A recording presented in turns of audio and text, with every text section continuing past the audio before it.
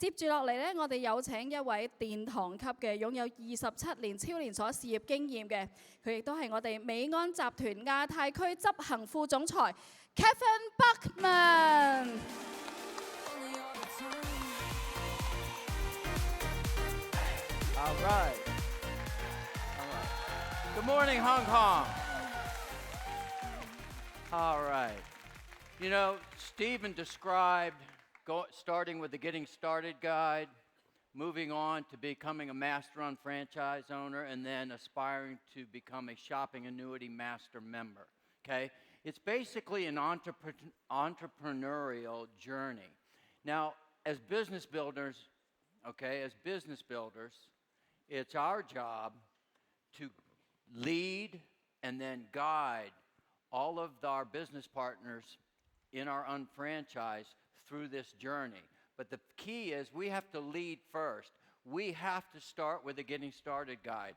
We have to execute the Getting Started Guide, okay? We have to become master unfranchise owners and continue to be and qualifying as master unfranchise owners every quarter, okay? And then aspiring to become shopping annuity master members so that we can lead our people to where we have been. It's as simple as that. Now the unfranchised, people need to realize this is a mindset. It's how you approach this business. The unfranchised is a viable, credible, legitimate, legal business. It is not a game. It is not a program. It is not a deal. It is not a scheme. And it is not a club. And it is not a cult. Okay? It's a business. And we need to approach it as a business. And our business and our success in this business and the amount of income that we generate from this business is going to be directly proportional to our ability to influence a vast number of people that want to enjoy and experience the entrepreneurial experience to basically become master unfranchise owners. Now, in the very beginning, we have to be able to show a business partner exactly what a successful unfranchised looks like. We build the business with adults. Adults learn by doing, by participating, by experiencing, okay? They learn through visualization. They have to be able to visualize what it is they're supposed to do. So one of the first things we have to do is we have to show them what a successful unfranchised looks like. Now, you saw what Stephen showed you with respect to 150 to 250 BV worth of Market Hong Kong exclusive products that you are basically going to transfer. Products you're already buying.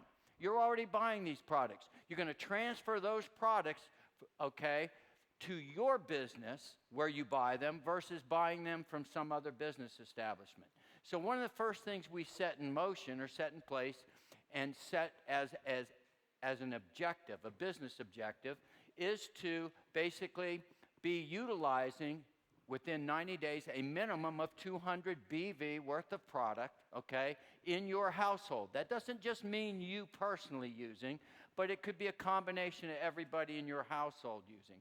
And the same thing with 20 IBV, generating 20 internet business volume every month. So if your household is using 200 BV and generating 20 internet business volume, okay, that's what you're doing right there. That's your personal use. Then the next step is base 10, creating a customer base of 10 customers that are basically generating 300 BV worth of product every single month, repeat, okay, and 200 IBV, okay, with your customer base, so that each unfranchise to be considered a successful unfranchise, just like any other franchise, that whether it be a McDonald's, whether it be a Burger King, whether it be, I don't know, Quiznos, 7-Eleven, all these franchises, they have certain criteria that the corporations say,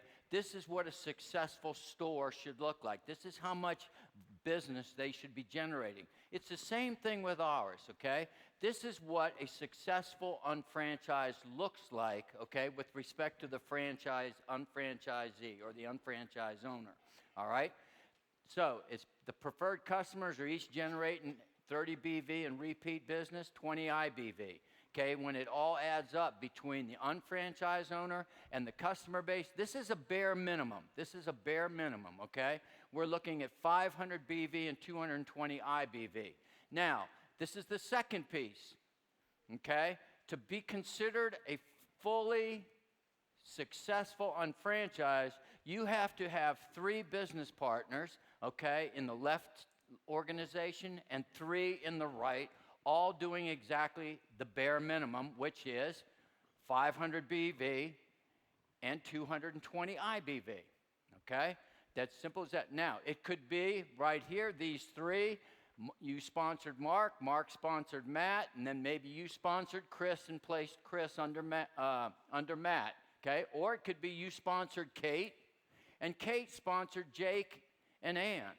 Either way, it doesn't matter, but you have to have 3, a minimum of 3 in the left organization, 3 in the right that have duplicated base 10, okay? And you need 7 strong. The 7 would be 3 on the left, 3 on the right, including you. That's 7 strong, okay? This is what a successful unfranchised looks like. This is the foundation of the unfranchised business. Now, the success and income level will be determined by how many times can you get this fundamental foundation duplicated within your left and right organization. In other words, can you get Mark to duplicate base 10, 7 strong? 3 on the left, 3 on the right. Can you get Kate? Okay? So the key is we just want to duplicate this base 10, 7 strong, because this is the fundamental building block, if you will, okay, of our unfranchised. All right? Now, real quick, the thing I'm trying to communicate here is we have got to get out of this minimum mentality. This minimum mentality has got to be eradicated. There is no residual income in the minimum mentality. Minimum mentality is this. You just get in the business, get on auto ship, only buy 50 BV worth of product until you're required to buy 100 if you want to accrue volume on a month-to-month basis, okay? And then you never have to order any more product until you've actually gone through the pay cycle one time, got 11,500, okay?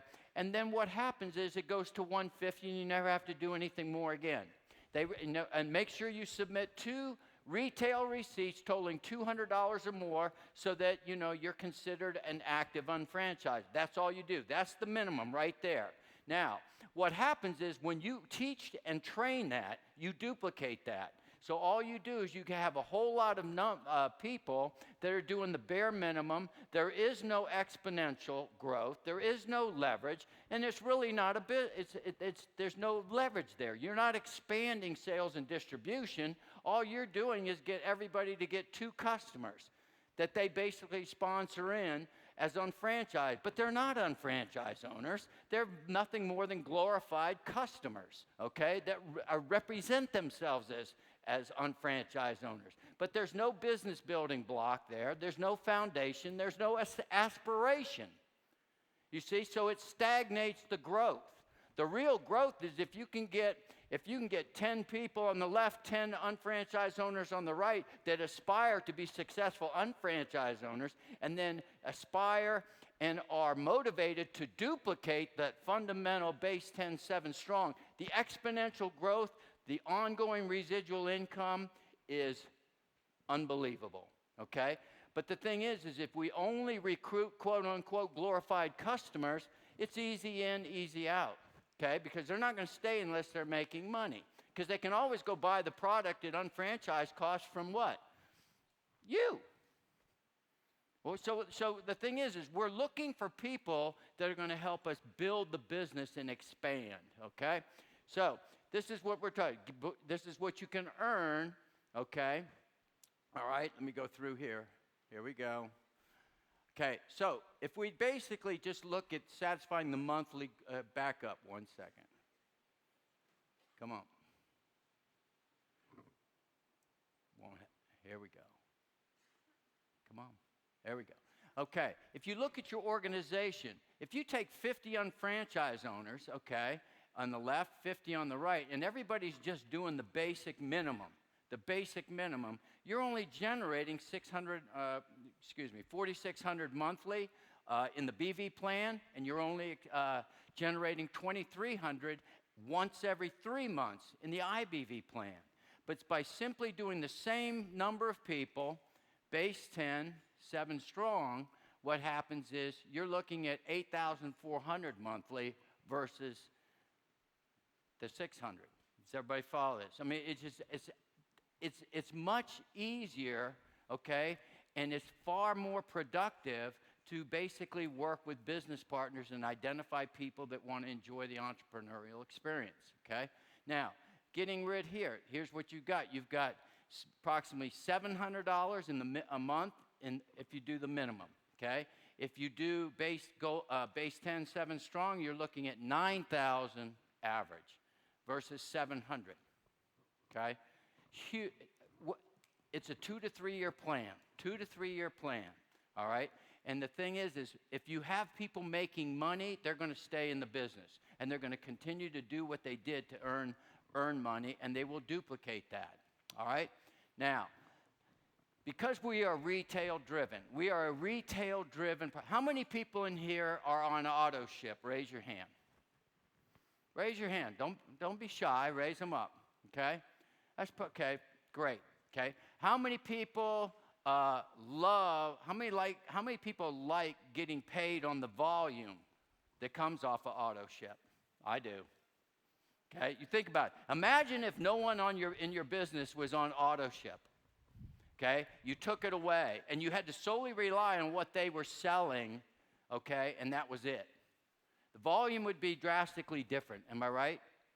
So the thing is in order to get paid on that auto ship, because how many people in here consume what they get on auto ship? Personally, they consume it. Raise your hand. Okay? You sell some of it, but you personally consume almost all of it, don't you? All right. Now, here's the point. With respect to personal consumption, all right, there are regulatory agencies that govern how we may conduct business, all right, and have to conduct business in order to be in business. So what we've got here is this is the things they look for. Okay, product purchase and consumed to satisfy an unfranchised owner's own personal consumption, okay, is okay. Okay, it's not problematic with respect to the compensation plan, provided there's a real demand for that consumption. You with me? So if somebody's ordering 8 cases of OPC3 and saying it's personal consumption, I doubt whether that's real demand. Maybe 2 bottles of it a month, but not a case of it, okay? So the thing is, that's what they look at. They permit the payment, okay, and us earning on that as unfranchised owners being real consumers, but it has to be a realistic consumption. Now, what they're going to say is, in order to do that, there has to be limitations and there has to be documentation. Some way to verify and validate that it's a real market demand, real consumption going on with respect to the unfranchised owners, okay? So what they look at is they look at 2 major things, okay? Does the compensation structure incentivize, okay, participants to purchase product for reasons other than satisfying their own personal consumption? Yes, we do. Okay, but does at the same time, is there reliable documentation, okay, whether the particular unfranchised purchases, okay, by person are made to satisfy personal demand? That's what they want to know, okay? So we have to prove that is happening, okay? Now, nobody else does this.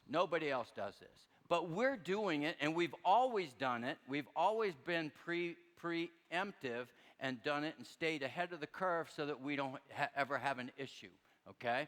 So here's what's happening. Documentation of actual sales to the ultimate end consumer and personal can provide relevant and reliable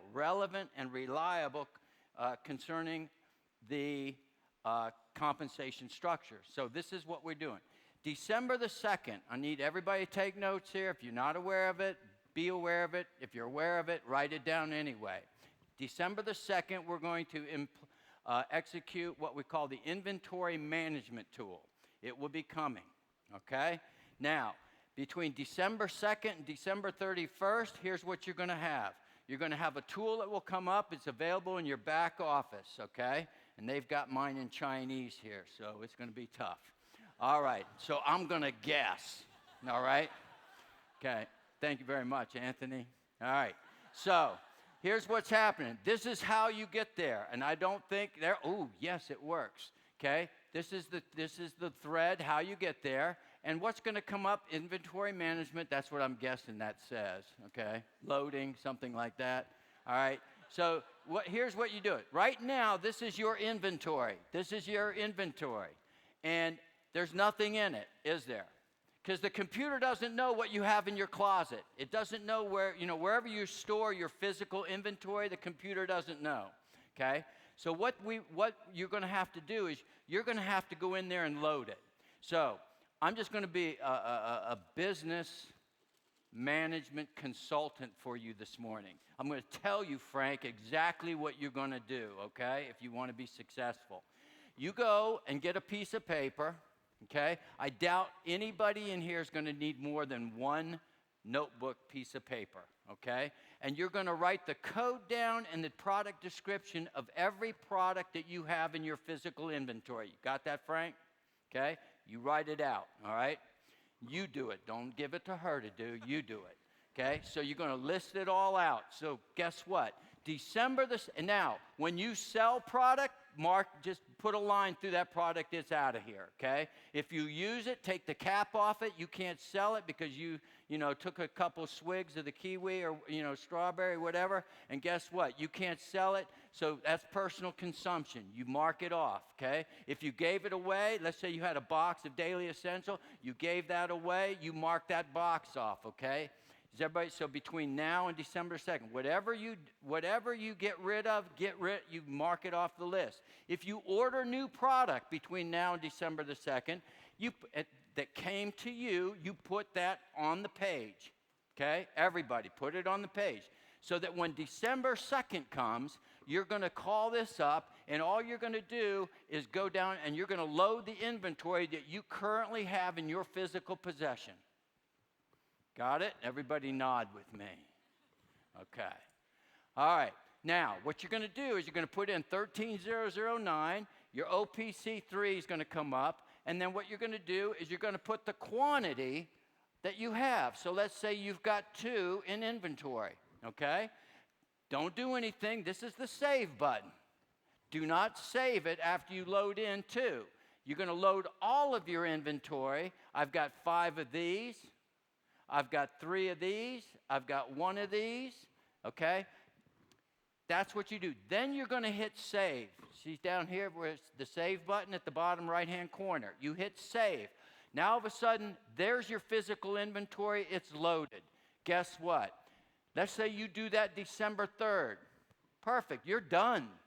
Now when you order product on December the 5th, a case of OPC3 that you're going to need because you got customers, for the rest of the month, okay, and maybe you want to give a bottle away or whatever it may be at a holiday party. Any product you order after December the 2nd is automatically going to be loaded into this inventory, okay? It's going to be loaded into the inventory for you. Now, this is your inventory, okay? After you load it, what you have now is these are everything that you loaded in your physical, and then anything you order after that comes to your physical address is going to automatically be loaded for you from now to eternity. From this point on, you'll never have to load anything. It's done, okay? Done. Now, this is what you have in inventory. You have 5 of these, 3 of these, 2 of these, 1 of these, okay? Now, that's what it looks like. Next, when you order, very simple, just like I said, you place the order, okay? 3 of these, 2 of these, I'm just using this right now. Automatically, you see that bumps up, It automatically gets added for you. You don't have to load the inventory anymore. Some people are saying, do I have to load it every quarter? No, don't touch it, okay? It's done. Now, when you do a sales receipt entry, very important. Here's what happens. When you go to do a manual sales receipt entry, guess what the computer's going to do? It is basically going to say, who do you want to sell it to? I want to sell it to Alice. So I put Alice's name in there, okay? Now, I hit click, and it's going to pull Alice up, and they say, is this who you want? Okay? So it's going to have the PC ID, it's going to have everything, and I say yes. That is the customer that I want to make this receipt out for, okay? So it'll say, here's all the information. Are you sure it's her? Verify, because there's a lot of Alice's, all right? So what happens is I say, yes, this is the customer, continue. Now, what does it do? It takes me right to my entire physical inventory. Everything that you loaded previously, as well as anything that came in that was added to your inventory. Because your inventory is the only thing that you can use to create a receipt. Everybody understand that? So in order to create a receipt, you got to have what? You got to have the inventory or the type of product that you say you sold in your inventory. If you put in there, I want an ABC widget, that's what I sold her. It's not in there. So it's not going to let you create the receipt. Okay? So make sure you have, you're selling what you actually have. Okay? All right. Now, so I'm going to say I sold her 2 of these and 1 of these. Now watch what happens. I'm going to create the receipt just like normal. Add anything I want in here with respect to shipping, handling, taxes, okay, or whatever it may be. And then I just hit click, and I create the receipt. Now, there's some other steps in there where it'll say, agree to the terms and conditions. It loads to the Form 1000 and everything. But here now, I'm going to show you is the inventory has been what? It's been reduced by the number of products that I just created a receipt for. Does everybody follow this? Okay. All right. Now, every quarter, here's what's going to happen, okay? Nobody is going to flush. Nobody is going to purge. No bad stuff is going to happen, except it's going to require somebody to do something. And you won't be able to order products and have them shipped to you, okay? It will not affect your auto ship. Auto ship will automatically happen. It's not part of it. But you can't place a manual order to have a case of this or 3 bottles of that or 2 bottles shipped to you unless you do the following, okay?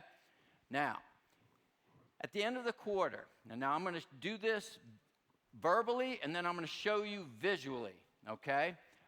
Now, remember what we loaded into our inventory on December 2nd to the December 31st. We loaded our physical inventory, didn't we?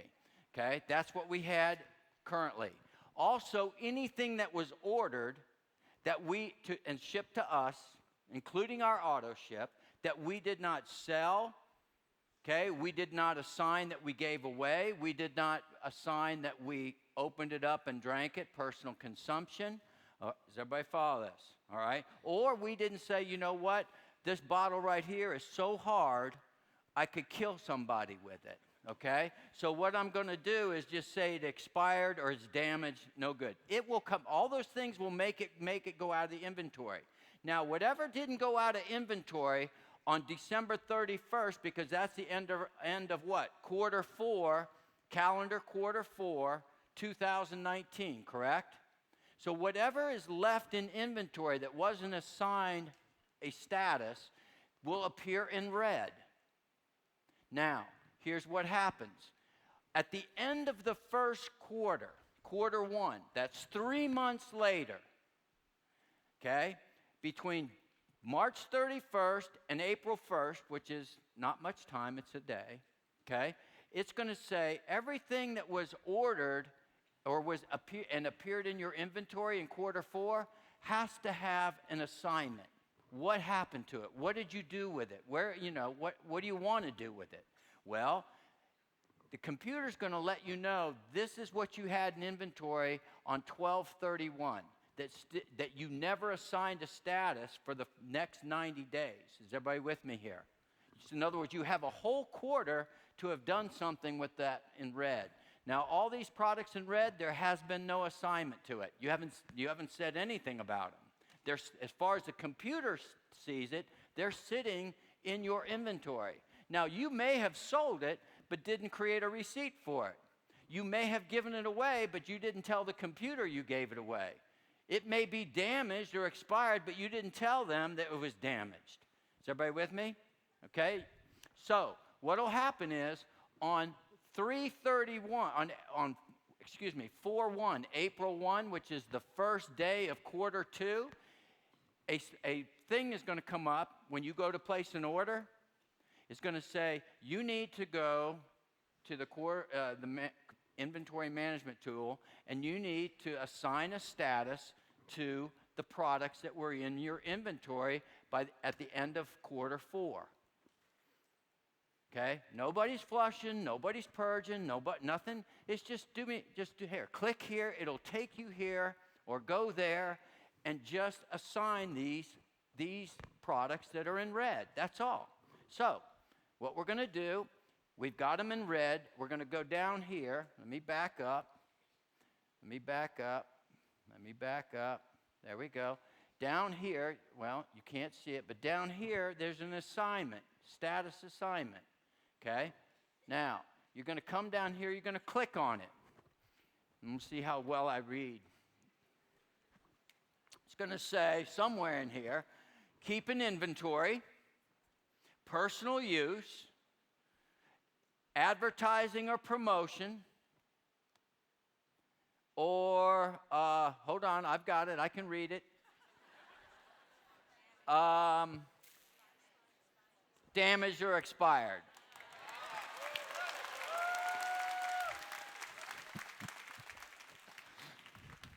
Thanks for humoring me. All right. So these are the status, okay? This is the status that you have available to you. So you're going to go over here and put, okay, one of those in red, and they're always going to take the ones that are supposed to be in red. They're not going to take the latest ones. And it'll go back and say, okay, this one I used. I'm going to hit personal use. Now when I do that, that red is going to go to 3. You with me? Then I can say, okay, these 3 bottles of OPC3, I just want to keep in inventory. So I'm going to go down here and click. I'm not going to point to which one. Keep in inventory, okay? I'm going to keep it in inventory. It will now disappear, go to 0, because it has now been carried over into the next quarter's active inventory, okay? Then I'm going to go down here and say, okay, I could have killed somebody with this one, so I'm going to put it expired or damaged, all right? The other 2, I want to keep in inventory.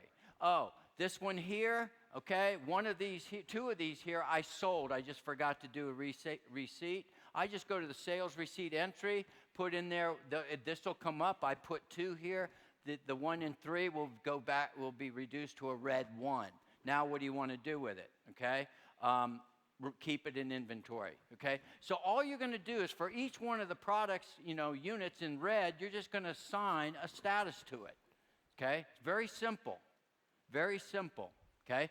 The only thing it's going to do is going to make it so that you have to assign the status, all right, what it is, but there'll be no flush, no purge. All you have to do is just assign the status. Now, why? Couple reasons. We're in a business, first. Okay? It's about getting people in the right mental approach to what we're doing. Again, it's a business. It's not a game, not a club. All right? It's a business. Every single business, at the end of the year, you're required to do what? People take account of their inventory, don't they? As to what they have product. We close down for a whole day. We don't close down. Actually, we make all the warehouse workers come in at 10 o'clock on like New Year's Eve. They don't get to go to New Year's parties, okay? They go into the warehouse and they're counting all the bottles of every single product and cases we have so that they can be done by hopefully by the middle of the day, January 1st, so they can get home and party then or whatever. But the point is, we have to do an inventory. Our business is no different. Okay, our business is no different. You need to know. Now, we're going to have reports for tax purposes. You'll know how much you personally used, how much you sold, how much it's going to be. You're going to have a whole bunch of series of reports that will come off of this. The other thing it does is this. Right now, when you order a product, certain amount of product, they put it on hold. They give you a call. They give you a call to make sure it's you. And do a little interview to make sure it's your card and security, okay? All right.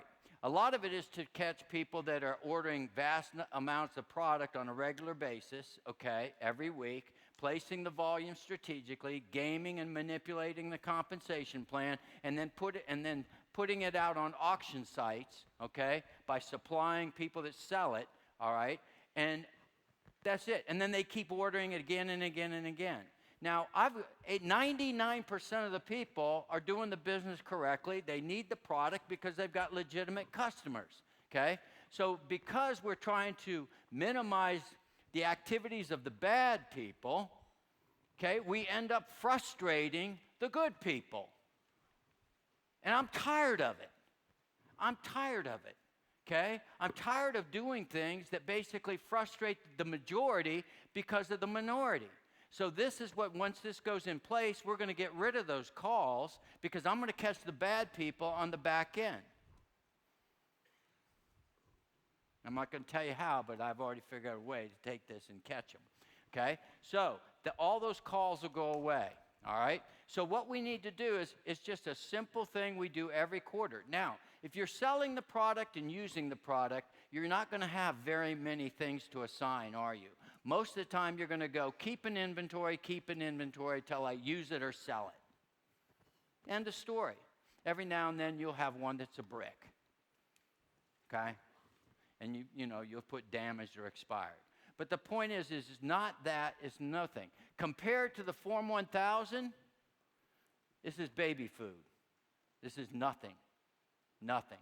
Okay? So but we got to get our people into the mindset and the behavior that this is a business. This is a business. Okay? All right. Now, I'm going to walk you through it one more time. Same thing 7 times from 7 different people.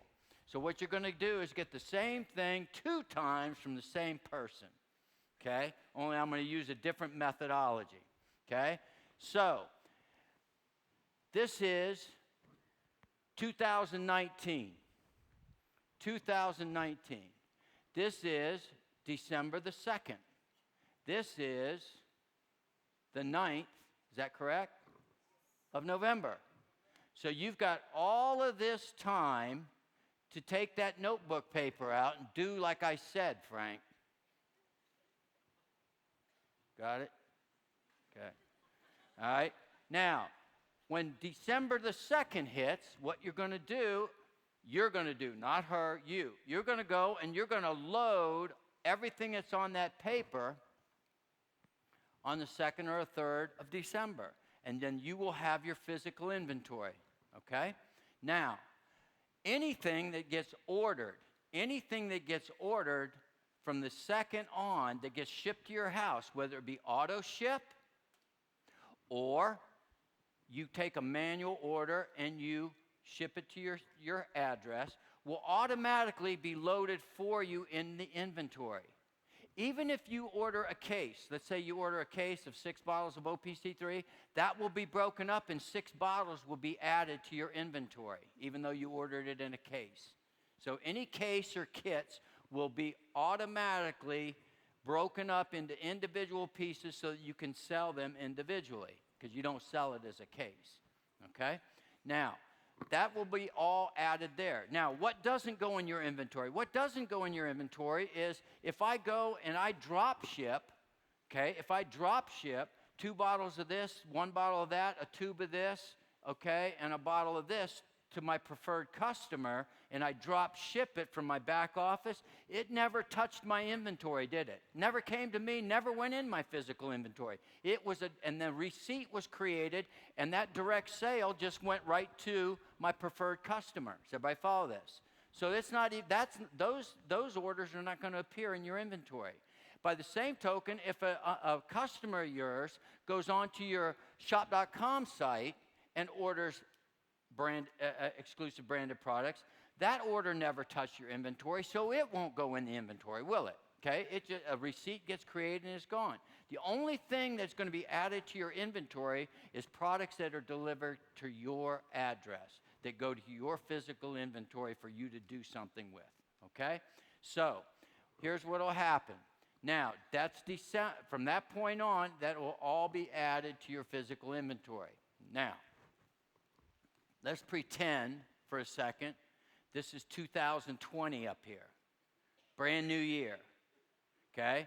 The only thing that counts for 19 is here. 19 on the 31st here, that was the end of calendar quarter what? 4 in 2019, am I right?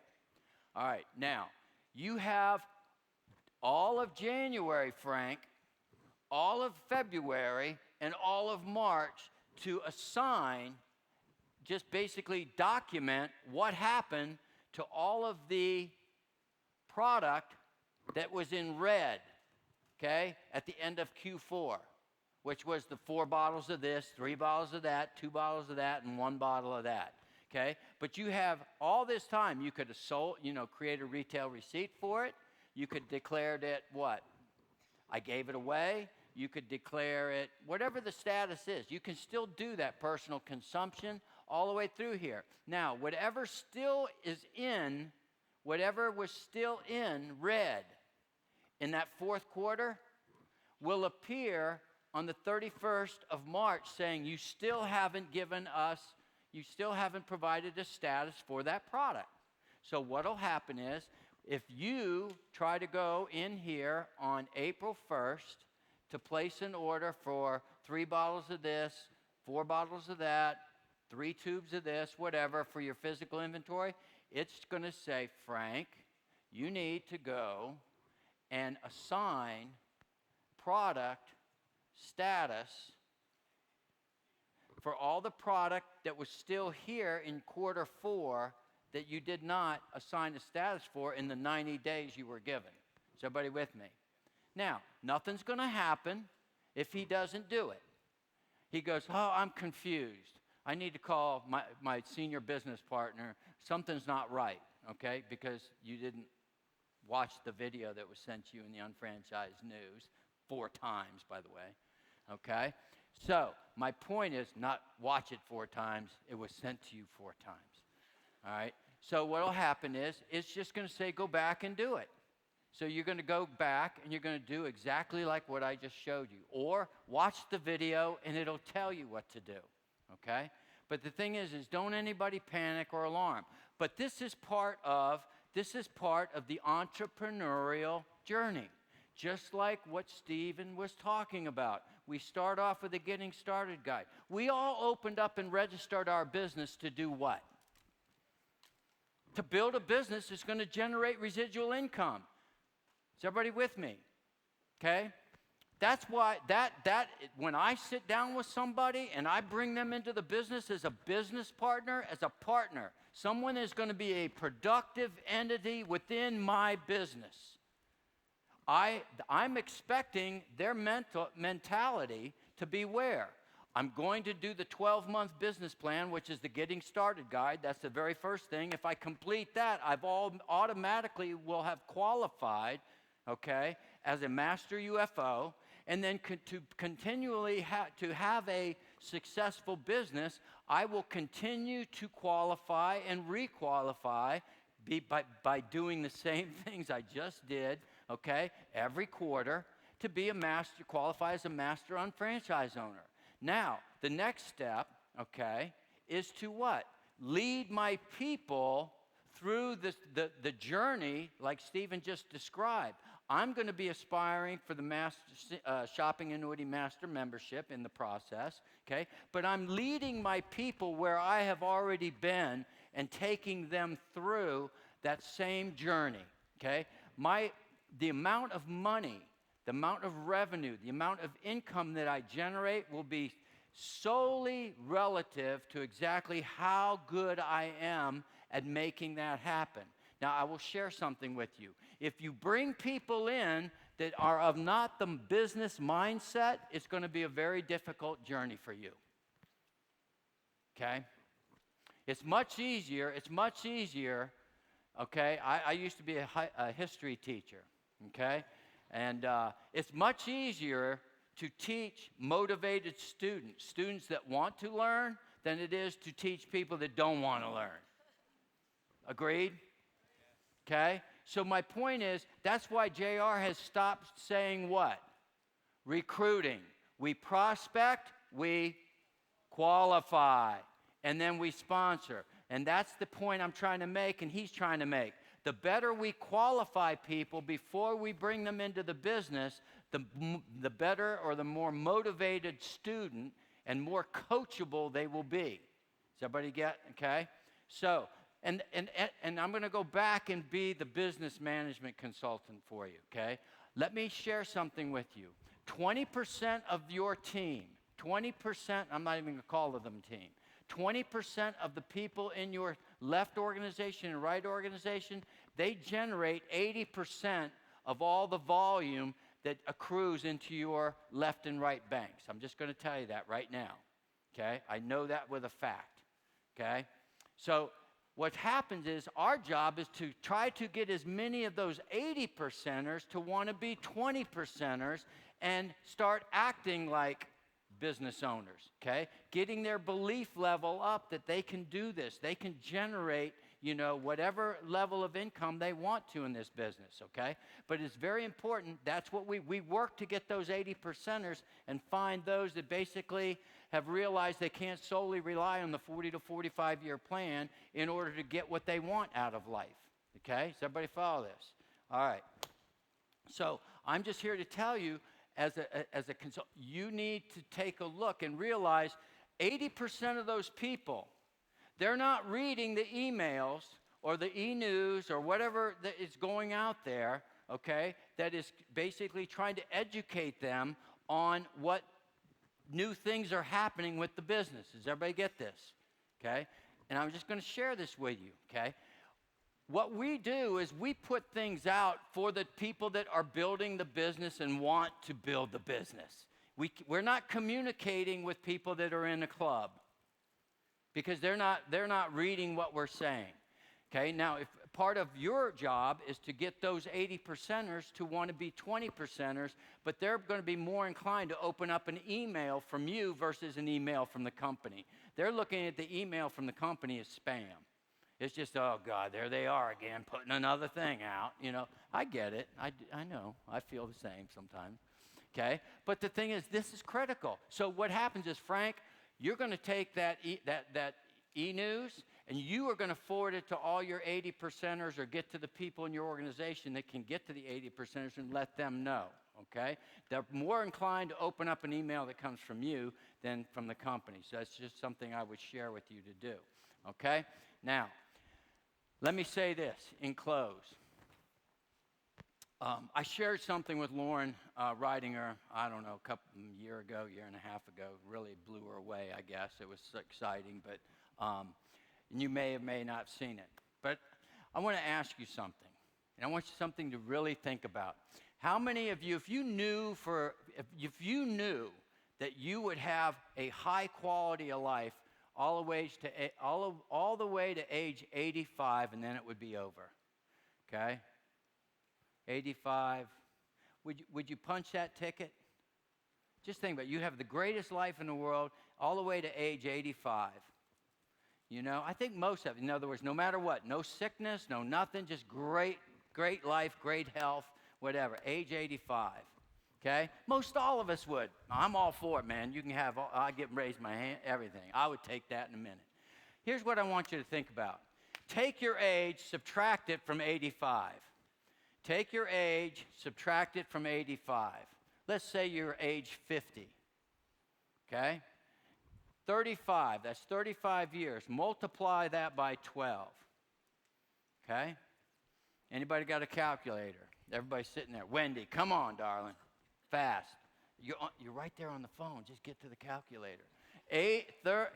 35 times 12. Okay? How many months do we have? 420 months. 420 months. Wow. Seems like a long time, doesn't it? Think about it. We're in November. It was just June. Does everybody, you understand that? It was just June. It's like the months nowadays, they evaporate. It'll be Christmas soon. It'll be Chinese New Year soon. And we basically, it's by the month, by the month, by the month. Is everybody with me? 420 months. When you think about how fast a month goes, the older you get.